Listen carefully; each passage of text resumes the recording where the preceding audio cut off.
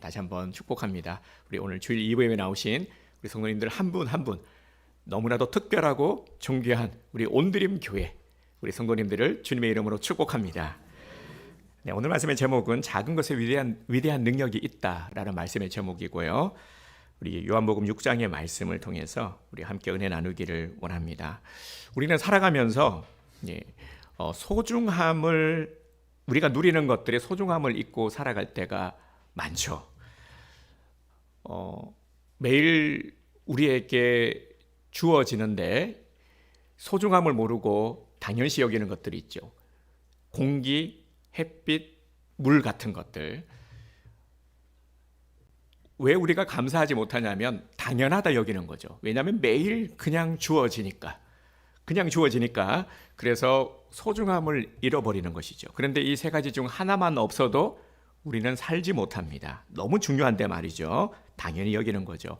그리고 또 보면은 우리 삶에 있어서 반복되는 일상, 학교 다니시는 분들도 계시고 또 직장을 다니시는 분들도 계시고 우리 일상의 삶을 보면은 매일 이제 반복되지 않습니까? 똑같은 직장, 똑같은 학교, 똑같은 모습으로 되게 보면은 이 반복되는데 그러다 보면 좀 재미없다 생각되기도 하고 무료하다, 지겹다, 또 때로는 힘들다 말하기도 합니다.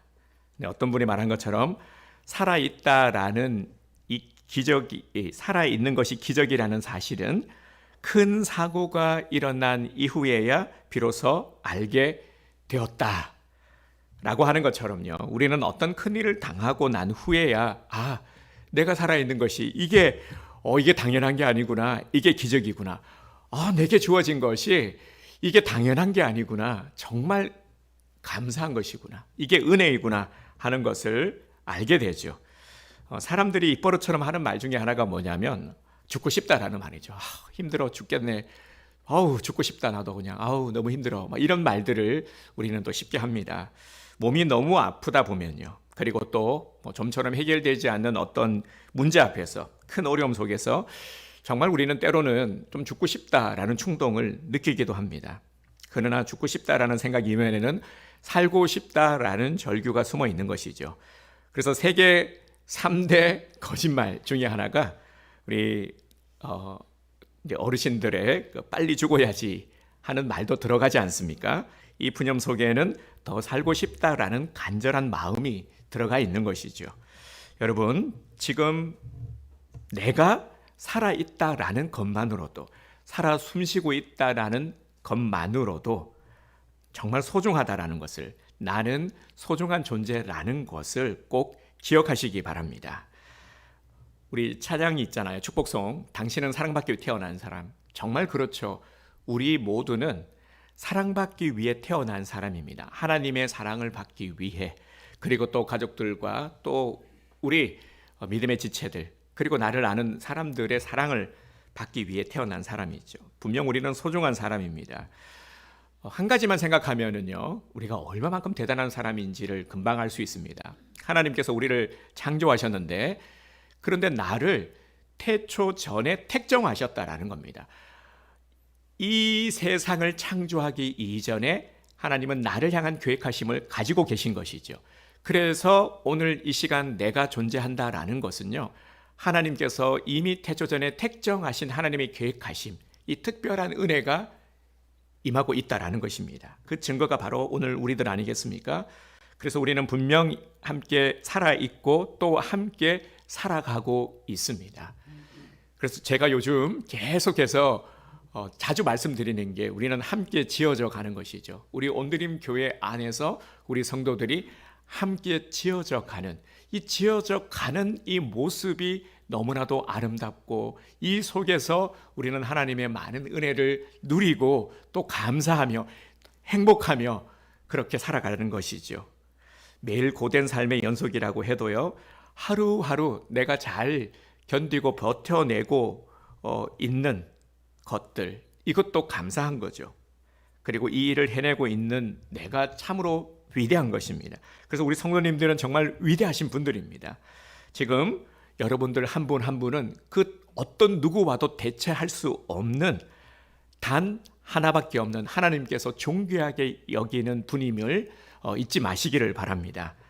절대 나 자신을 보잘것없다 여기지 마시기 바랍니다. 내가 비록 작은 존재로 보여도요, 지금 내가 살아있다라는 것만으로도 소중하다라는 것을 꼭 명심하시기를 바랍니다. 그래서 오늘은 우리 옆에 분들에게 이렇게 축복하겠습니다. 당신은 소중한 사람입니다. 이렇게 축복하겠습니다. 당신은 소중한 사람입니다. 네, 그리고 조금 오늘 세련되게 멋있게 한번 인사를 해보겠습니다. 당신은 천을 이룰 작은 거인입니다. 당신은 천을 이룰 작은 거인입니다. 네, 여러분들은 천을 이룰 작은 거인들입니다. 아멘. 네, 참 멋진 말 아닙니까? 여러분들 한 분 한 분은요, 천을 이루고 강국을 이룰 분들이에요. 오늘 요절 말씀인데, 자, 우리 요절 말씀도 함께 선포하겠습니다. 자, 시작. 그 작은 자가 천명을 이루겠고 그 약한 자가 강국을 이룰 것이라. 때가 되면 나 여호와가 속히 이루리라. 이사야 60장 22절 말씀. 아멘. 아멘. 네, 여러분, 작은 것에 위대한 힘이 있다라는 것을 믿으십니까? 네, 그 증거가 바로 여러분들이죠. 우리 주변에 보면은 작은 것들이 모여서요, 작은 것들이 모여서 큰 것을 이루기도 하고 작지만 위대한 힘을 가진 것들도 많습니다. 네, 행복의 시작은 어떤 큰 것에 있는 것이 아니라 작은 것의 가치를 알고 소중히 여길 때 느낄 수 있는 것이죠. 네, 우리 주변에 있는, 네, 조금 날씨가 덥죠. 네, 이렇게 붙이시는 분들이 많으셔가지고요. 네, 안 그래도 제가 말씀을 드리려고 했는데, 네, 우리 장로님이 또 센스 있게, 네, 작지만 놀라운 힘을 가진 것들, 우리 주변에서 얼마든지 찾아볼 수가 있죠. 예를 들어서 씨앗은 정말 작지 않습니까? 쬐끔만해요. 그런데 생명이 시작되는 원동력이 바로 이제 씨앗입니다. 하나만 틀어도 될 것 같은데요. 네, 두 개 틀면은 아마 온도가 확 내려갈 수 있어서, 네, 씨앗에서 싹이 나고 줄기가 나고 또 가지가 뻗고 열매를 맺지 않습니까? 꽃을 피우고 열매를 맺죠. 그런데 참 신기한 게요, 열매 안에 보면은 또 씨앗이 있습니다. 그 씨를 심으면은 다시 똑같은 생명체가 자라나죠. 씨는 그래서 생명체의 근원이라고 할 수 있습니다. 이렇게 보면요, 우리 식물들을 사랑하시는 분들이 우리 교회에 많이 계신데, 우리 윤영 형제도 그렇고, 윤영 형제 취미 중에 하나가 또 이렇게 화초 가꾸기. 네, 모르시는 분들이 많으셨나 본데요. 네, 또 취미 중에 그런 취미가 있더라고요. 근데 화초를 좋아하시는 분들 보면은요, 하나님의 이 은혜를, 하나님의 신비를 느낀다고 합니다. 우리 윤성수 목사님이 해주시는 말씀 보면요, 참 신비롭잖아요. 이렇게 식물을 바라보고 있으면, 꽃을 피우는 모습을 보면은 우리는 하나님의 신비를 경험하게 됩니다. 그리고 또 세포는 어떻습니까? 세포가 너무 작아서, 세포는 현미경으로 봐야 보이잖아요. 네, 생명체를 이루는 가장 기본적인 단위가 세포입니다. 여러분 그거 아십니까? 사람 몸에 세포가 몇 개나 될까요? 60조에서 100조 정도 된다고 합니다. 사람마다 좀 다른데, 이 조 하면은 우리가 감이 안 와요, 그죠? 옛날에는 억만장자라 그랬는데 요즘 조만이라고 해야 되나, 뭐라고 해야죠? 일론 머스크가 이 조 단위의 부자라고 하죠. 근데 우리는 감이 안 와요, 그죠? 이 억까지는 그래도 조금 이제 감은 오는데, 이 조로 넘어가게 되면은 이 와닿지가 않습니다. 너무 크니까요. 네, 생식세포 등 우리 안에 신경, 지방, 면역, 피부, 생식세포 등 200가지가 넘는 세포가 각기 자기의 일을 열심히 하고 있다고 합니다. 그래서 우리가 느끼지 못하는 순간에도 세포는 열심히 일하다가 죽고 다시 또 태어나고 이러기를 반복한다고 하지 않습니까? 그래서 우리 목욕탕에 가서 때 밀면은요, 때 이렇게 막 나오잖아요. 근데 그게 이제 때이기도 하지만 세포가 죽어서 이렇게 나오는 거다라고 하지 않습니까? 이렇게 우리 몸을 건강하게 지켜주고 있습니다. 이 또한 참 놀라운 하나님의 신비인 것이죠. 와, 우주를 봐도 그렇고, 그리고 자연을 봐도 그렇고, 식물도 그렇고, 그리고 우리 몸을 봐도 참 이걸 어떻게 다, 하나님의 신비를 어떻게 말로 다 표현할 수가 있을까요? 그래서 우리가 할 수 있는 것은 이것밖에 없잖아요. 우와, 정말 놀랍다. 와, 정말 신비롭다. 네, 하나님의 놀라운 역사. 자, 이렇듯 기적은요, 작은 것에서부터 시작된다라는 것입니다. 여러분, 하나님의 세계는 이 작은 씨앗이 자라서 큰 나무가 되듯이 그리고 나무가 되어서 새들의 쉼터가 되는 것과 같이 놀라운 역사가 많습니다. 예수님이 말씀하셨잖아요. 천국은 마치 밭에 심은 겨자씨 하늘 같으니 모든 씨보다 작지만 자란 후에는 나무가 되어 새들이 와서 깃들인다 라고 말씀하시지 않으셨습니까? 우리는 매주일 교회에 나와서 말씀을 듣죠. 물론 주중 예배에 나와서 또 말씀을 듣는 분들도 계시고 또 각자 말씀 큐티를 열심히 하고 계시는 분들도 계신 줄 압니다. 중요한 건 하나님의 말씀이 우리 안에 심겨져야 된다는 것이죠. 말씀을 듣지 않으면 우리는 자라갈 수가 없습니다. 말씀이 심겨질 때 우리의 영혼이, 우리의 마음이 자라게 되는 것이죠. 제가 아는 한 집사님이 그런 말씀을 하시더라고요. 이분이 이제 말씀이 들어가면서 변화가 일어나고 이런 것들을 이제 간증하셨는데, 직장에 이제 다니시는 분이에요. 그런데 직장을 다니면 늘 이제 매일 반복하는 일이 있답니다. 점심 식사를 하고 나면 메가커피 한 잔을 가지고 마시면서 동료들과 함께 이번 표현에 말하면 연락에 씹는다라고 합니다. 그게 이제 소화를 시킬 겸 하는 늘 반복되는 일이라고 해요. 그래서 마시면서 직장부터 마음에 안 들었던 이제 열심히 말한다고 해요.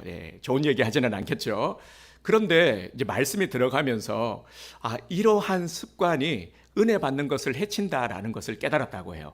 그래서 교회에 왔을 때 왜 말씀이 잘 안 들리고 말씀을 들었는데도 내가 은혜 받지 못한 것이 이게 딱 걸리더라는 거예요. 이러한 평소에 내 습관이 있었기 때문에 이게 딱 말씀이 들려가는 순간에 딱 발목을 잡는 거죠. 그래서 이러한 내 삶의 습관을 고쳐야 되겠다. 이러한 변화도 말씀이 들릴 때 이 말씀을 통해서 깨달아지는 것이죠.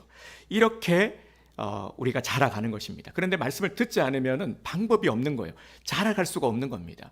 그러면 작은 어떠한 염려가 있어도 금방 마음이 무너지고 마는 겁니다. 하지만 말씀이 들어갈 때에 때로는 마음이 무너지기도 하고 연약함이 있지만 나를 지켜낼 수가 있는 것이죠. 다시 돌아보게 되고 말씀을 부여잡고 다시 일어설 수 있는 힘을 얻게 되는 것입니다. 우리 안에 있는 어두운 생각들이 물러가고 미움의 감정, 우리를 참 힘들게 하는 것들이 이런 감정이잖아요. 불편한 감정, 미움의 감정들, 상처, 그리고 욕심, 이런 것들이 해결되는, 사라지게 되는 것을 우리는 경험하게 됩니다. 그리고 이제 말씀의 씨가 자라날 때 기쁨, 소망, 사랑이라는 열매를 맺히게 되죠. 그러면 또 어떤 일이 일어나게 되냐면은 나로 인해 내 주변 사람들까지도 기쁘고 행복하게 되는 것입니다. 우리는 그러한 존재가 되어야 하는 것이죠. 그대 내게 행복을 주는 사람, 그 주인공이 우리가 되어야 되는 겁니다. 나로 인해서. 그래서 우리의 웃음, 요즘 보면은 이 웃음이 메말라 있지 않습니까? 요즘 뜨는 직업들이 보면 상담사들, 그리고 요즘 보면은요, 그 사람들이 위로송 이런 것들에 되게 감동을 받더라고요. 이번에 그 악동 뮤지션의 신곡 중에 하나가 기쁨, 슬픔, 뭐죠? 제목이? 그런 이제 노래가 있는데요. 나중에 한번 들어보세요. 그게 이제 위로송이라고 합니다. 그런데 그 노래를 들으면서요, 관객들이 막 눈물이 막 쏟아지고 그런 모습을 보게 됩니다. 그만큼 사람들의 마음이 많이 어렵다. 그리고 상처받은 사람들이 많다. 위로받고 싶은 사람들이 많다라는 거죠. 이러한 때에 우리가 진가를 발휘해야 하는 것이죠. 우리의 역할이 있습니다. 정말 그런 영혼들을 우리가 감싸 안고 위로하고, 그러려면은 우리가 넉넉함이 있어야 되잖아요. 우리의 마음이 여유가 있어야 되겠죠. 그렇게 넉넉한 우리 성도님들이 되시기를 주님의 이름으로 축복합니다. 그래서 복을 받아야 되는 겁니다. 이 복의 목적이 분명해야 되죠. 그렇게 상처받은 사람들이 많고 외로워하는 사람들이 얼마나 많은지 모릅니다. 지금이 전도가 안 되는 참 어려운 때라고 말하지만 또 역발상을 해보면요, 지금이 그들에게 다가갈 수 있는, 정말 그들에게 필요한 것이, 절실히 필요한 것이 또 우리들이지 않습니까? 기회인 것이죠. 자, 오늘 우리가 말씀을 통해서요, 작은 것의 위대함, 정말 작은 것, 우리가 작지만 정말 하나님께서는 우리를 위대하게 들어 사용하시고 또한 위대한 일을 하려고 하신다라는 그 마음을 오늘 다시 한번 말씀을 통해서 나누기 원합니다. 그 말씀이 바로 오병이어의 말씀입니다. 근데 이 기적이 일어난 장소가 도시가 아니라 들판이었습니다. 갈릴리 바다 동쪽편에 있는 베세다 들판이었죠. 거기에 남자만 5,000명, 남자만 5,000명이고 그리고 여자와 아이들이 계수되지 않았으니까요. 그러면 우리는 충분히 미루어 짐작해 볼 수가 있죠. 일단 5,000명 이상이에요, 그죠? 그런데 어린아이와 여자들까지 다 합하면은 못해도 2만 명은 될 것이다라고 그렇게 학자들은 추정을 하고 있습니다. 아무튼 많은 사람들이 그곳 들판에 모여 있었습니다. 또 게다가 유대 명절인 유월절이 가까웠기 때문에 평소보다 사람들이 더 많았을 겁니다. 또 거기다가 예수님은 또 얼마나 인기가 많으신 분이었습니까? 예수님의 말씀을 듣기 위해, 보기 위해, 예수님을 통해서 내 문제를 해결받기 위해 많은 사람들이 예수님께 모여들었습니다. 예수님은 이들에게 말씀을 전하시고 또 병자들을 치유해 주셨죠. 예수님이 하신 주요 사역 3가지, 제가 이런 말씀을 드렸죠. 팁 기억하십니까? 예수님은 가전을 고치는 일을 하셨다. 가전고, 가르치고 말씀을 전파하시고 고치시는 사역을 하셨다. 네, 가전고 사역을 하셨습니다. 문제는 날이 저물어 가는데 사람들이 밥을 먹지 못해서 배가 고픈 겁니다. 여기저기에서 배가 꼬르륵 소리가 나는 겁니다. 배고프면 꼬르륵 소리 나죠, 그죠? 저만 나는 거 아니죠? 네, 한 번은 그런 적이 있어요. 우리 성도님하고 이제 대화를 하고 있는데 정신이 겹친 거예요. 그런데 또 이제 시장 하시겠어요? 그랬는데 아니요, 제가 아침을 늦게 먹어서 괜찮습니다 하는데 꼬르륵 소리가 나서 민망했던 적이 있었는데요. 네, 이 꼬르륵 소리가 나는 거예요. 근데 한두 명이 아니라 막 여기저기서 꼬르륵 소리가 나니까 배가 고프니까 사람들이 얼마나 힘들었겠습니까? 이걸 아시고 예수님께서 빌립에게 물은 겁니다. 5절 중반절에 보면 우리가 어디서 떡을 사서 이 사람들을 먹이겠느냐 하시니, 아멘. 네, 빌립이 빠르게 계산을 해봅니다. 어디서 떡을 사서 이 사람들을 먹이겠느냐 예수님이 물었어요. 빌립이 계산을 해보니까 7절, 주님 각 사람으로 조금씩 받게 할지라도 200데나리온의 떡이 부족하리이다. 그러니까 빌립을 보면요, 예수님의 12제자들의 캐릭터가 다 다른데 빌립은 좀 실제적이고 계산이 빠른 사람이었던 것 같습니다. 우리도 보면은 계산이 빠른 사람이 있어요.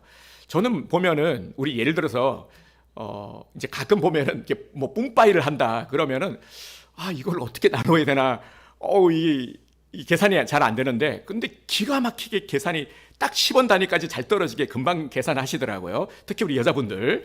네, 정말 잘하시던데 어떻게 그렇게 계산을 잘하는지 보면 이렇게 잘하시는 분들이 있어요, 그죠? 네, 빌립이 그랬다라는 겁니다. 여기 있는 사람들을 먹이려면은 적어도 200데나리온의 돈이 있어야 되는데 사람들의 배고픈 상태를 보니까 이것 가지고도 안 될 것 같다. 그러니까 결론은 뭐냐면 불가능할 것 같은데요, 이 말을 한 거죠.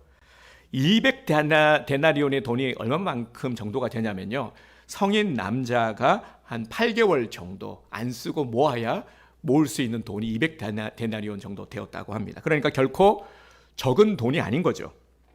빌립이 이런 이야기를 하는 것은 예수님 이건 불가능합니다 하는 겁니다. 여러분, 만약 하나님이 내게 똑같은 질문을 하신다라면은 나는 어떻게 대답할 거예요? 빌립과 같은 대답을 했을 것 같습니까? 아니면 다른 대답을 했을 것 같습니까? 한번 생각을 해볼까요? 네, 기적을 경험하는 첫 단추가 바로 여기에 있습니다. 빌립과 달리 이제 안드레는 어떻게 말했습니까? 이제 안드레의 대답을 한번 볼까요? 9절을 먼저 보겠습니다. 자, 여기 한 아이가 있어 보리떡 5개와 물고기 2마리를 가지고 있나이다. 그러나 그것이 이 많은 사람에게 얼마나 되겠사옵나이까? 빌립과는 전혀 다른 대답이죠. 여기에 보면은 행간에 숨겨진 이야기를 우리가 읽을 수 있어야 됩니다. 그러니까 예수님께서 우리가 어디서 떡을 사서 이 사람들을 먹이겠느냐라고 했을 때 빌립은 이제 계산기를 두드렸고요. 안드레는 군중들 사이를 돌아다닌 겁니다. 해서 정말 좀 가지고 이렇게 먹을 것들을 간식거리 가지고 있는 사람들이 있을까 다닌 겁니다. 예수님이 말씀하셨을 때 한 명은 계산기 두드리고 있고 빌립은, 안드레는 행동파, 아닌 거죠. 그래서 행간에 또 숨어있는 사람들의 반응을 한번 떠올려보시기를 바랍니다. 먹을 것이 없는 사람들은 없는데요 라고 말했을 것이고요. 또 도시락을 이제 우리는 이 이야기를 잘 알고 있잖아요. 아이가 도시락을 가지고 있는데 아이만 가지고 있었을까요, 여러분? 아이가 도시락을 가지고 있었다라면 어른들 중에는 도시락을 가지고 있는 사람들이 훨씬 더 많았을겠죠. 이 정도는 우리가 충분히 생각을 할 수가 있겠죠. 그런데 이제 사 왔으면서도 없다고 말한 사람들도 분명히 있겠죠. 왜냐하면 내놓으면 자기 굶어야 되니까. 사람이 밥 굶는 것만큼 또 서러운 것도 없잖아요. 그죠? 우리는 충분히 이해합니다. 그 허기에 설령 있어도 이건 참 내놓는 것도 쉬운 일은 아니죠. 자기 도시락을 내놓은 아이가 내놓았는데 이 아이는 몇 살쯤 되었을까요? 네, 약 10세에서 12세 소년으로 추정을 하고 있습니다. 그러니까 우리나라로 하면은 뭐 초등학교 3, 4, 5학년 정도의 어린 아이입니다. 자, 그런데요, 만일 엄마 아빠가 자기 도시락을 주님 앞에 드리는 곳을 본다면은 어떻게 반응했을까? 거기에 부모가 있었는지 없었는지는 성경에 나와 있지 않아서 모르지만 우리가 생각하기에 만약에 여러분들의 자녀가 지금 이런 상황인 거예요. 자녀가 도시락을 주님 앞에 내어 놓는다라고 하면은 어떤 마음일 것 같습니까? 아마 이렇게 말하지 않았을까요? 야, 너나 먹어. 너 먹으라고 사줬잖아. 다른 사람들 주라고 사준 거 아니니까 너 먹어. 아마도 이렇게 말씀하시는 분들이 더 많을 것 같습니다. 이 안드레가 전해준 이 도시락을 받은 예수님은 어떤 반응을 보이셨습니까? 11절을 보면은 예수께서 떡을 가져 축사하신 후에 말씀하고 있습니다. 축사하셨어요. 예수님은요. 예수님께서 도시락을 받으시고 하늘을 우러러 축사를 하셨는데 축사는 감사했다라는 말입니다. 그러니까 하나님께 예수님이 감사 기도를 드리신 거죠. 이 아이의 도시락을 받으시고 예수님은 감동을 받으셨습니다. 이 도시락은 아이가 누가 시켜서 야, 네가 제일 어리니까 야 그냥 너 잔말 말고 빨리 내놔 이렇게 하지 않았어요. 스스로 자기가 자원하여 도시락을 드렸죠. 아이는 주님의 말씀을 들으면서 그래 내가 주님 앞에 드려야 되겠다라는 마음에 감동이 있었던 겁니다. 아이는 예수님의 말씀을 듣고 예수님이 말씀을 전하실 때 그 말씀을 듣고 은혜 받은 것이죠. 그래서 예수님을 헤아리게 된 겁니다. 감사하는 마음이 생긴 것이죠. 예수님께서 저렇게 우리들을 위해서 쉬지 않고 말씀을 전하시는데 얼마나 피곤하고 힘드실까, 얼마나 배가 고프실까, 이건 예수님께 먼저 드려야 되겠다, 이런 생각을 한 겁니다. 이 아이는 예수님의 말씀을 들으면서 기쁨과 행복을 선물 받게 된 것이죠. 그래서 아이도 예수님을 기쁘게 해드리려고 도시락을 주님 앞에 기꺼이 내어드리게 된 것입니다. 예수님은 이 아이의 모습을 보고 감동을 받으셔서 축사하셨습니다. 하나님 아버지, 이렇게 많은 사람들이 5천 명도 훨씬 넘는 이 많은 사람들 중에 한 아이가 도시락을 가지고 왔습니다. 주님, 이 아이의 마음을, 이 순수한 마음을 주님께서 축복하여 주옵소서. 이 아이를 축복해 주세요. 이렇게 예수님께서는 진심으로 기도하셨습니다. 그래서 이 축복이 어떻게 이제 어떤 열매를 맺었습니까? 그곳에 있는 모두가 다 허기진 배를 채우게 되는 놀라운 기적이 일어났죠. 그러니까 이 아이의 믿음이 바로 기적의 통로가 된 것입니다. 사람들은 성경을 보면서요, 그리고 오늘 우리 오병이어의 말씀, 우리 모르는 분들 없을 겁니다. 교회 다니면서 주일학교 때, 그리고 제일 많이 듣게 되는 말씀 중에 하나가 오병이어의 이 말씀인데요. 근데 대부분 이 말씀을 보면서 감동을 받으면 이 아이와 같은 결심을 하게 되죠. 내가 가진 이 도시락이라도 예수님 앞에 드려야 되겠다, 이런 마음을 먹게 됩니다. 그런데 말입니다. 자, 그 다음입니다. 분명히 우리가 말씀의 은혜를 받던가 아니면 기도의 응답을 받던가 은혜를 받으면요, 자, 그 다음은 은혜를 알면은 나도 은혜를 어떻게든 좀 은혜에 보답해 드려야 되겠다라는 우리 안에 있는 선한 본능이 작동을 하죠. 그런데 언제요? 네, 지금은 아니고, 지금 내가 좀 이제 형편이 여의치 않고 여건이 되지 않으니까 나중에 여건이 되면 지금 말고 나중에 내가 주님을 위해서 좋은 선한 일을 많이 해야지. 이런 생각들을 합니다. 그런데 이 아이는 주님의 은혜를 받고 보니까 지금 내가 주님께 드릴 수 있는 이 작은 도시락, 이걸 드리고 싶었던 것이죠. 사람들이 보기에는 아이 도시락이잖아요. 보리떡 5개, 물고기 2마리, 이거는요 아이의 도시락에 담긴 이 적은 양을 의미하는 것입니다. 성인에 비해서 턱없이 부족한 작은 것이었지만, 그러니까 사람들이 보기에 지극히 작은 것이었지만 이 작은 것이 큰 기적을 이룬 것이죠. 여러분, 2000년 전에 이 베세다 들녘에 남자만 5,000명이 넘는 수많은, 그러니까 2만 명 가까운 사람들이 모여 있었는데 정말 도시락을 가지고 온 사람이 이 아이밖에 없었을까? 아니겠죠, 그죠? 도시락뿐 아니라 간식거리도 분명히 있었을 거예요. 근데 어떻게 이 아이가 하루 종일 배가 고픈데 자신의 도시락을 먹지 않고 끝까지 가지고 있다가 주님 앞에 기꺼이 내어놓을 수 있었을까요? 이 도시락을 내어놓을 수 있었던 것은 바로 예수님을 만났기 때문이죠. 아이가 예수님을 만났고 예수님을 경험하니까 예수님을 믿게 되었고 따르게 되었던 것이죠. 그래서 그 증거로 자신의 도시락을 드릴 수 있게 된 것입니다. 이 변화가 이 아이에게 있어서 아이를 통해서 일어난 것이죠.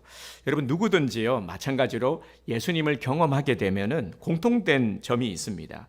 나도 주님을 위해서 무언가를 좀 해봐야 되겠다, 드려야 되겠다, 나도 이 은혜를 좀 갚으면서 살아가야 되겠다 라는 마음이 생깁니다. 예수님이 나의 기쁨이 되시고 나의 즐거움이 되시고 나의 행복이고 생명의 양식이 된다면 나도 주님을 위해서 무엇이라도 좀 하고 싶다, 무엇이라도 나도 좀 드리고 싶다 라는 마음이 생깁니다. 이게 은혜 받은 자의 모습이죠.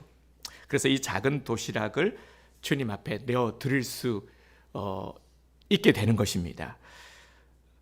아이는 기적의 주인공이 되었죠. 오늘 우리도 마찬가지입니다. 도시락을, 내가 가지고 있는 도시락이 참 보잘것없어 보여도 내게 있어서 너무나도 귀중한, 소중한 것을 주님 앞에 드릴 수 있는 이 마음을, 헌신의 마음을 회복할 수 있기를 주님의 이름으로 축복합니다. 그래야 우리도 기적의 통로가 되는 것입니다. 베세다 들녘에 있는 수많은 사람들을 먹인 장본인은 그러면 누구입니까? 당연히 예수님. 우리는 이제 교회에서 모르면은 무조건 예수님 하면은 거의 대부분 맞습니다. 모르면 예수님, 그죠? 예수님인데요. 하지만 이 시작은 아이에서부터 비롯되었다라는 겁니다. 아이의 작은 도시락, 이 아이의 신앙이, 이 헌신이, 이 아이가 은혜를 받음으로 배고픈 모든 사람을 먹이는 기적의 통로가 된 것입니다. 그래서 성경은 정확한 수치까지도 기록을 하고 있죠. 12광주리가 남는 기적의 주인공이 되었습니다. 12광주리는 그만큼 풍성한, 배불리 먹고도, 꽃배기 먹고도 더 이상 배불러서 난 도저히 못 먹겠어, 이 남은 게 12광주리라는 거죠. 오직 예수님을 기쁘게 해드리려는 이 아이의 순수한 이 헌신이 어른들이 흉내낼 수 없는 기적을 만든 것입니다. 예수님께서 이 어린아이의 헌신을 기뻐 받으시고 축사하시고요, 모두가 다 복을 누리게 하셨습니다. 자, 여러분, 이렇듯 기적은 작은 것에서부터 시작이 됩니다. 작은 것에 이 놀라운 기적을 일으키는 동력이 있는 것이죠. 누군가가 드리지 않았다면, 아이가 드리지 않았다면 이런 기적은 일어나지 않았을 겁니다. 드리는 자를 통해서, 그것이 작은 것이라 할지라도 드리는 인생을 통해서, 그 인생이 연약하고 보잘것없다 할지라도 드릴 때 하나님은 기적을 베풀어 주십니다. 자, 오늘 우리도요, 이 어린아이의 작은 어린아이와 같은 이 작은 도시락을 하나님 앞에 내어 드릴 때에 하나님은 지금도 일하시고 기적의 통로로 우리들의 인생을 사용하여 주실 줄 믿습니다. 많은 사람들은 오병이어 기적 자체에 주목을 하죠. 그래서 오병이어, 정말 이 보리떡 5개, 물고기 2마리, 이야, 이걸로 어떻게 이게 말이 돼? 여기에 주목을 하죠. 하지만 작은 도시락을 드린 이 아이에게는 그렇게 주목을 하지 않는 모습이죠.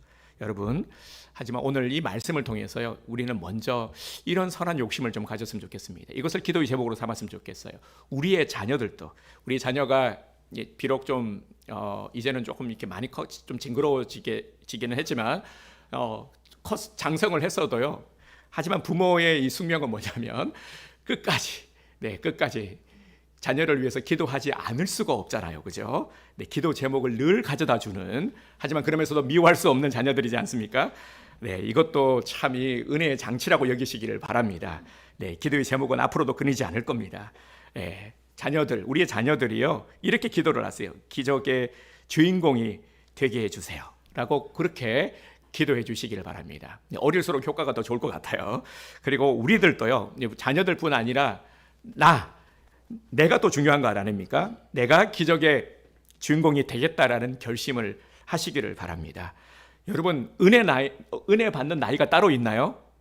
네, 그래서 노래도 있잖아요. 야야야, 은혜 받기 딱 좋은 나이인데. 네, 은혜 받기 딱 좋은 나이가 지금 내 나이인 줄 믿으시기 바랍니다.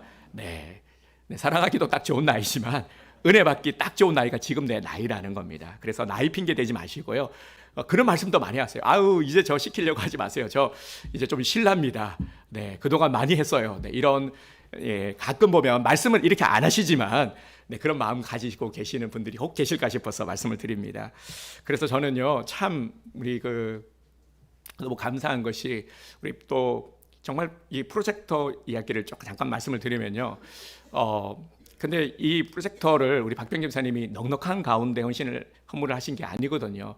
지금 여전히 어렵습니다. 올해를 이제 손익분기점에서 플러스가 되는 해로 선포를 하셨어요. 그리고 그렇게 지금 가고 있는데요. 지금까지 되게 어려웠고 지금도 넉넉하지 않으세요. 하지만 어려운 가운데서 작은 도시락을 드린 거죠. 우리 교회에 꼭 필요하고 너무 감사하잖아요. 그래서 볼 때마다 저는 이 도시락이 또 생각이 나는 겁니다. 넉넉해서가 아니라 어려움 가운데서도 정말 주님 앞에 드리는 정말 이 간절함과 또 정말 정성을 담아서 기쁘게 또 드린 이 도시락이거든요. 그래서 하나님께서 이 가정을, 우리 지천의 가정을 크게 축복하실 줄 믿습니다. 네, 이렇게 또 한편으로는 또 작은 본을 보여주신 것이죠. 그래서 감사를 드립니다. 오늘 우리가 드릴 것은 무엇입니까? 정말 우리도요, 항상 보면은 좋게 말해서는 꿈이 너무 크고 또 욕심이 너무 많은 거죠. 항상 뭔가 큰 거를 생각해요. 뭔가 대박의 꿈, 인생 역전, 큰 것만 생각하는데 그게 아니라는 겁니다. 작은 것에서부터 내가 할 수 있는 것들, 하나님은 우리 각자에게 주신 이 달란트가 있습니다. 그래서 내가 할 수 있는 작은 것을 통해서 주님 앞에 드리는 것, 그럴 때 나도 기쁨이 되고 또 주님은 축사하시는 겁니다. 주님이 축복하셔야 되는 것이죠. 그래서 우리가 드릴 보리떡 5개, 물고기 2마리, 작은 도시락이 무엇일까를 오늘 우리가 생각하기를 원합니다. 그리고 그 결단을 주님 앞에 드릴 수 있기를 원합니다. 그래야 하나님께서 우리의 살 길을 열어주시고요. 그리고 우리의 인생의 복의 문이 열리는 이 기적을 경험하게 될 줄 믿습니다. 나아가서 나만 복 받는 게 아니라 우리 가정, 우리를 통해서 우리 교회가 복을 받고 나를 통해서 내 주위 사람들이 복을 받게 되는 놀라운 은혜의 역사가 일어나게 될 줄 믿습니다. 네. 자, 그리고 우리 공통적으로요, 오늘 이 한 가지를 우리가 또 결단하기를 원합니다. 도시락을 드려야 되는데 우리가 모두가 다 공통적으로 드려야 될 도시락이 있는데요, 바로 영혼 구원입니다. 하나님께서 우리를 부르신 목적이 무엇입니까? 그 분명한 목적은 바로 하나님 나라의 확장, 영혼을 정말 이 영원한 죽음으로 가고 있는 이 사망의 권세 아래에 있는 자들을 구원하기 위한 것이죠. 그래서 오늘 내가 드릴 도시락은요, 한 영혼을 향한 따뜻한 시선, 그리고 내가 드릴 도시락은 한 영혼을 향한 따뜻한 마음, 따뜻한 섬김의 손길입니다. 안 된다라는 생각 버리시고요, 해봤는데 안 되더라라는 이 과거의 경험들, 앞서도 말씀을 드렸지만 항상 이런 부정적인 생각들이, 그리고 우리 안에 만연해 있는 이런 부정적인 습관들이 우리 발목을 잡습니다. 은혜 받지 못하게 만들고 말씀을 소화하지 못하게 만들고 자라가지 못하게 만드는 것이죠. 계속 의심하게 만들고, 안 된다, 해봐도 안 된다, 소용없다, 그냥 본전만 가자, 그냥 가만히 있는 것이 최선이다, 아무것도 하지 말자, 섬길 필요가 뭐가 있느냐? 그냥 네 인생 너 마음대로 잘 살면 되는 거지. 남 신경 쓰지 마라. 계속 이런 부정적인 것들에 휩싸이는 것이죠. 나아가지를 못하는 겁니다. 그리고 또 우리가 버려야 될 것들이 또 있어요. 과거에 우리의 발목을 잡는 과거도 우리가 끊어버려야 될 것이지만 또 우리가 안고 있는 선입견들, 이 선입견이 얼마나 많은지 모릅니다. 저 사람은 안 돼, 저 사람은 이래서 안 돼 라고 생각하는 이 선입견들, 그래서 나이가 많든지 적든지 가진 것이 많든지 적든지 누구든지 다 구원받아야 될 하나님께서 긍휼히 여기시는 영혼들입니다. 내가 품어야 될 영혼들이죠. 그래서 우리 온드림 교회는요, 본질에 충실할 수 있기를 원합니다. 우리 교회가 나아가야 될 이 방향만 정확하게 잡고 나가면 우리는 흔들림 없이 나가게 될 것입니다. 지금 풍랑이 또 일고 있죠. 지역 가로정비 사업이라는 풍랑이 일고 있습니다. 풍랑이 넘실 일고 있는데 그 풍랑을 바라보면은 어떻게 됩니까? 우리가 빠져 죽을 수밖에 없어요. 계속 어떡하나, 큰일 났다, 이제 어떡하나, 계속 그렇게 되는 거죠. 그런데 풍랑을 바라볼 게 아니라요, 풍랑을 잠잠케 하시는 예수님을 바라보는 겁니다. 그러면 사람들이 의아해할 거예요. 오, 쟤네들 이상하다, 지금 저러고 있을 때가 아닌데? 그런데 평안해. 이상하다. 지금 걱정하고 막 뛰고 난리 나야 될 텐데, 바로 이런 우리들이 되어야 되는 것이죠. 그래서 한 마음으로요, 주님 의지하면서, 물론 또 현실의 노력들도 해야 되겠죠. 하지만 우리가 잃지 말아야 될 것, 주님 바라보는 것, 결국 주님이 이끄심을 따라가는 것이 최선이거든요.